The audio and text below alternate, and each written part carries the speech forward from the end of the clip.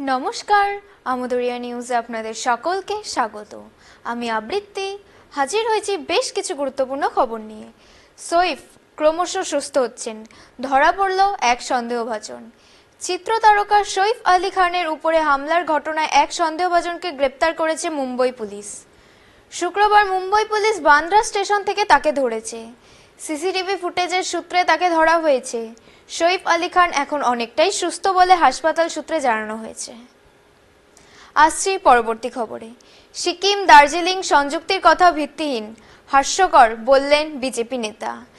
সিকিম ও দার্জিলিংয়ের সংযুক্তি নিয়ে কোনো ফোরামে কোনো আলোচনা করাই উচিত নয় বলে ফের জানিয়ে দিলেন সিকিমের বিজেপির রাজ্য সভাপতি ডি.আর. থাপা। সম্প্রতি তিনি সংবাদ মাধ্যমে কথা জানান।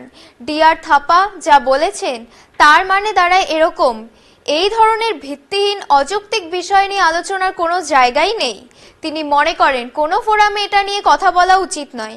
এই ধরনের চিন্তাভাবনা অযৌক্তিক ও হাস্যকর বলেও তিনি মন্তব্য করেন। এই মুহূর্তের শেষ খবর। বাচ্চার বয়স একদিন হলে স্কুলের নাম লেখাতে পারবেন। হ্যাঁ, অবাক হবেন না, এমনই সরকার নির্দেশ জারি হয়েছে। না, ভারতে নয়, এ হলো সংযুক্ত আরব আমিরশাহীর রাজধানী আবুধাবির সরকারি নির্দেশ।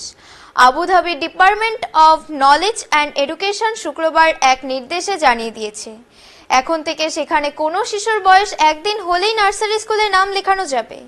স্কুল কর্তৃপক্ষ ভ্যাকসিনেশন সার্টিফিকেট নেই বলে ফেরাতে পারবে না। নাম লেখানোর পরে 1 বছরের মধ্যে সেই সার্টিফিকেট দিলেই হবে। কোনো নার্সারি স্কুলের আসন সংখ্যা যতক্ষণ ফাঁকা থাকবে, কেউ শিশুর নাম লেখাতে গেলে নথিভুক্ত করতেই হবে, ফেরানো যাবে না। তবে আসন পূর্ণ হলে একটি পূর্ব নির্ধারিত প্রক্রিয়ায় যারা নাম লিখিয়েছেন তাদের থেকে বাছাই করতে হবে।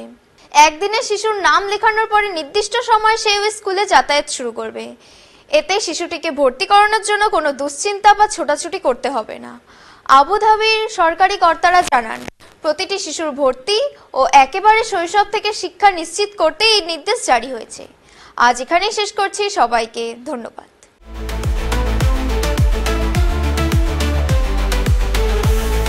Amudoria News, Voice of the Marginal.